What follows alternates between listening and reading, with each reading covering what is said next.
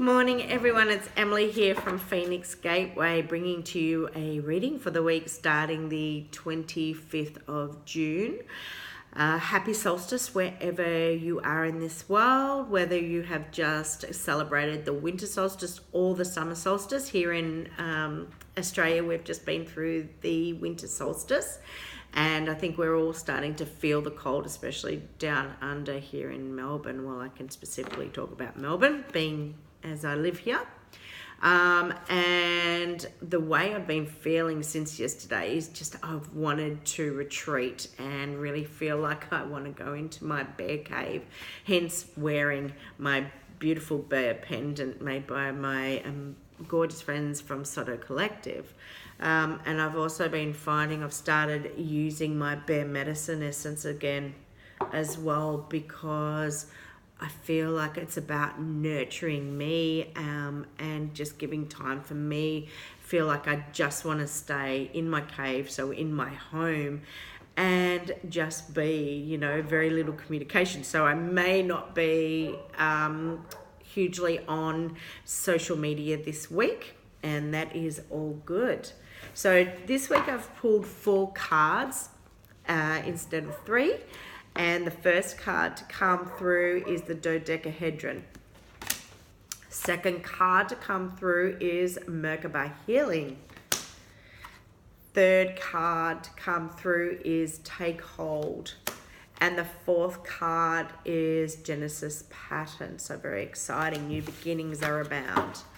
And what we're seeing with the first card, the dodecahedron, is one of the 5 platonic solids.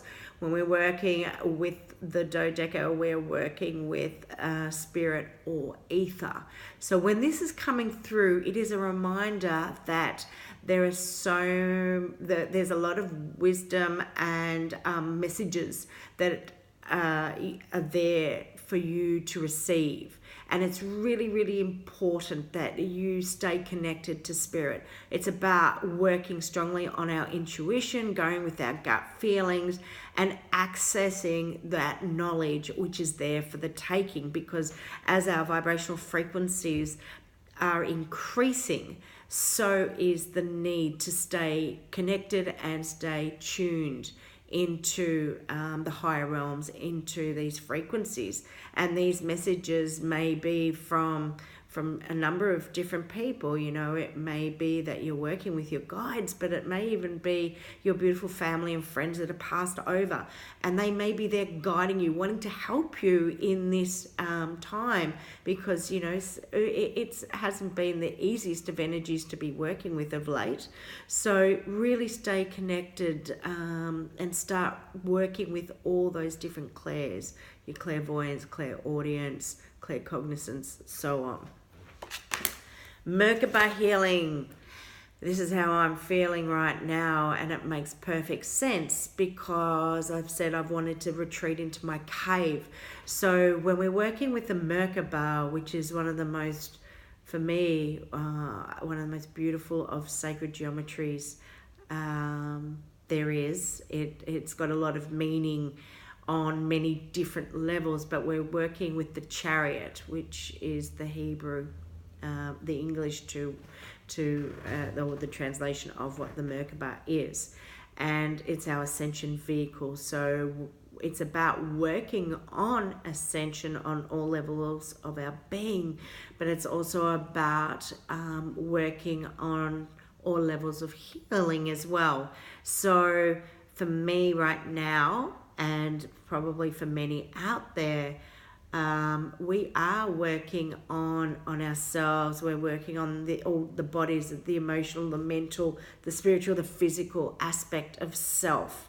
And sometimes we do need to retreat to do this, to work on this healing level. It may be that you're also changing habits, like maybe giving up certain addictions like drinking or alcohol, or even heavy coffee or tea drinking, giving up sugars. It may be that you're going to change your diet and put more raw foods in.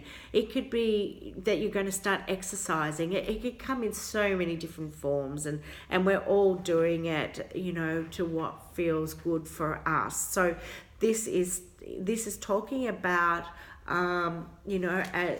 are connecting more in, and we are working on this body. And as we're doing this, it is ultimately helping us to on our ascension. The third card to come through is the Phoenix, and it's take hold, and it's all about inevitable change. It is saying inevitable change it is coming.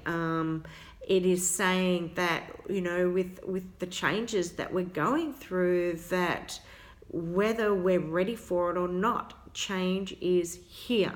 So we either work with it, or if you choose to work against it, you're only going to make it harder on yourself.